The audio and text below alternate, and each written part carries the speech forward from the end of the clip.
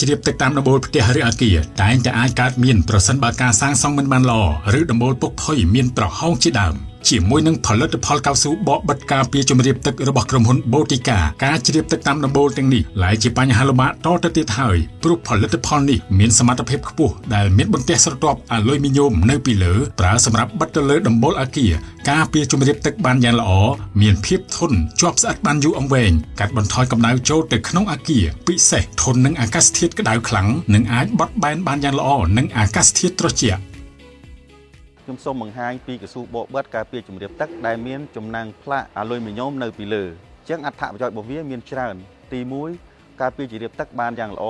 ទី2តោងស្អិតជាប់ជាមួយស័ង្កសីបានយ៉ាងល្អទី3ធន់នឹងកម្ដៅថ្ងៃកាត់បន្ថយកម្ដៅថ្ងៃនិងបិទបែនតាមចលនាអគារ